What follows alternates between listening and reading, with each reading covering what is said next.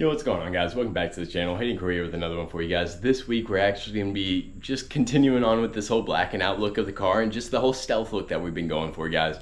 So we're going to be taking off the front bumper, guys, and then we'll be removing the front mount intercooler, spray painting it black. We got some VHT wrinkle black for it, guys, along with some primer, and we're just going to go ahead and just black out this car completely. You know, that's really the one thing that's silver that's sticking out. I also will give you guys a little bit of an update on other things that have changed on the car, just minor things, nothing serious. But either way, guys, thank you for tuning in. We just passed 675 subscribers, guys. If you have already subscribed, thank you so much. If you haven't, make sure you smash that subscribe button if you enjoyed this video, guys. And we're gonna go ahead and hop right into it. So this is what we will be using. We've just got some regular Rust-Oleum style primer, and then 2 cans of the Wrinkle Plus from VHT. I didn't know if we'd need to or not, but we went ahead and grabbed 2 just to be safe. And we're just gonna do a light coat of the primer just to make sure that this stuff sticks well and holds up better, you know, to just the random abuse that it'll get on the road. So let's go ahead and start pulling this bumper off.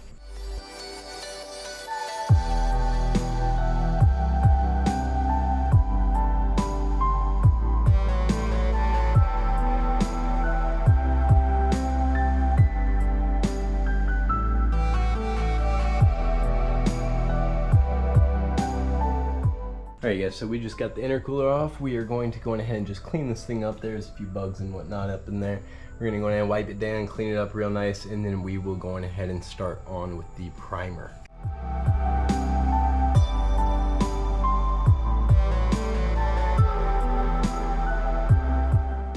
Alright you guys, so we've got the front mount intercooler all cleaned off now, and we're just going to go on ahead and actually take it around to the backyard, and we're going to go on ahead and do our painting out there. So let's take our primer with us and go on ahead and get started. Alright guys, so we got something set up right here. It appears like everything is holding. I really have no idea how to tie knots aside from, like, of course, a standard knot.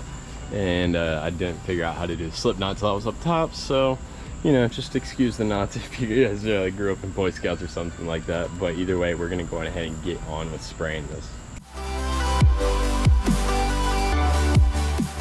All right, so yeah, we just got it all sprayed up with the primer. It is all looking good. Not quite dry to the touch, but pretty darn close. I'd give it another couple minutes, and then we are going to go ahead and start spraying. So let me go ahead and get this can right here set up. We should be able to use this on here. These things are generally universal. This is just one I picked up at Walmart one day. It's a Rust-Oleum brand. Get it all shook up. We're gonna go on ahead and start spraying this, guys. We're gonna put somewhat of a light coat down at first, let it dry over, and then we will really start painting it. So let's go ahead and get started with that.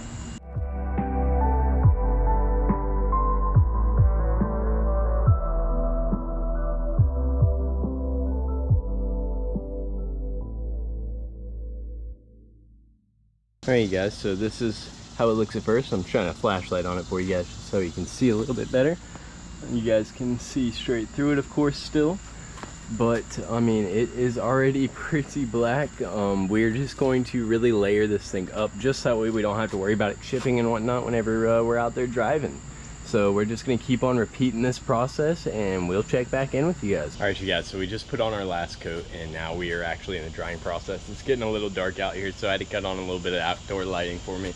But we've got it all sprayed up, as you guys can see right here. It is hanging up there nice and pretty. It is going to wrinkle up the more that it dries, according to what the bottle says. We're just going to let this continue to dry, and then we will check back in with you guys and show you how it looks as a finished product. So this is the current setup we got going on. We've actually just got a heater sitting right here, and we are quick drying this paint. It generally will take up to 24 hours to dry, but if you use heat, they say that it could be done in up to 1 hour. I know that this isn't going to be quite as good as using an oven, but I imagine we probably get it dried in about 2 hours. We're going to go ahead and just continue to just bake it, and we'll just continue to rotate this heater around it. And we also were using a little blow dryer over there earlier just to kind of speed up this process somewhat. I will check back in with you guys again later once we have made some real progress. Alright guys, so we are back in the garage now, and we are just going to go ahead and keep on moving on with this.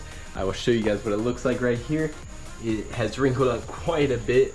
Setting in front of that high-powered heater really did a number on it. So guys, we are going to go ahead and get this thrown on the car. It will continue drying overnight. Obviously, we're going to do minimum amount of touching. We're trying to reach inside of here as much as we can rather than actually touching the paint, just to not deform it whatsoever. And we're going to go ahead and get this thrown back up on the car. We do have a long drive coming up early in the morning, so need to get this done tonight. But either way, I hope it looks good. You guys will have to let me know what you think. I'm pretty sure it'll look great whenever it's on there, but either way, my opinion's not the only one that matters. So let me know what you guys think, and we're gonna go ahead and get right into this.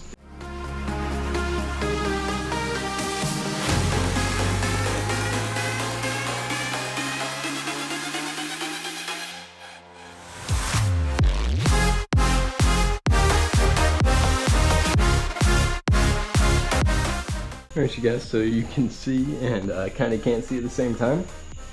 The intercooler is in there. It is all black, guys. It is blending in nice and well. It is really wrinkling up quite a bit. You guys can't tell right now, but I'm sure it'll look great whenever we've got everything all tucked in here and finished up. But guys, it is coming along quite nicely. We need to get our ambient air temp sensor back in there, and then we will be good to go to throw back on this entire bumper.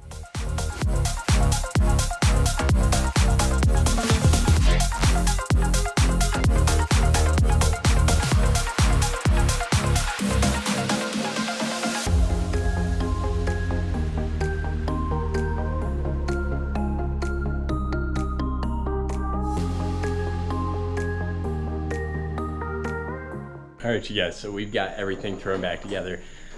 It's quite hot out here if you guys can't tell. I'm sure I'm sweating right now.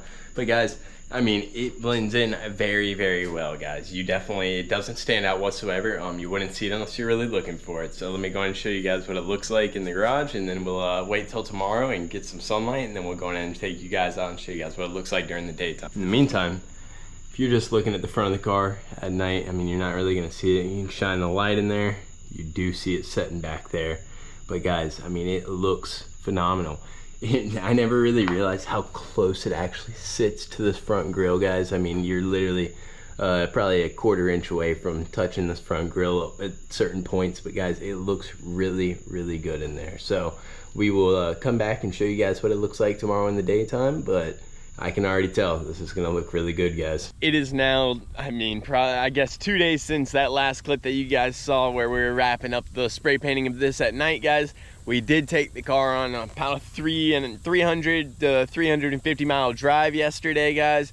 And I will tell you what, the paint held up great on the front mount intercooler, guys. I will go in and get you guys a close-up. Keep in mind, we did just do a 350 mile drive, so the car is not the cleanest at the moment. I haven't cleaned it just because it's calling for rain tomorrow, so either way, let me stop rambling, show you guys what this looks like. As you can see, you can't really see anything, to be quite honest. In person, you can see it a little bit better. It doesn't seem like it's picking up great on camera. But guys, it is painted black. We have the full wrinkle black coat all the way around. It wrinkled up very, very nicely everywhere on it. And guys, it looks great, to be quite honest with you. I have no complaints whatsoever. It held up great on the drive. There was no chipping, nothing like that. We did put a rather thick layer of primer down, as well as 3 very thick coats of the VHT Wrinkle Plus. It really did a number, and as you guys can see, we also did a little bit of number to our badges, which these are not permanent yet. We still are going to be touching these up. I was just testing something out.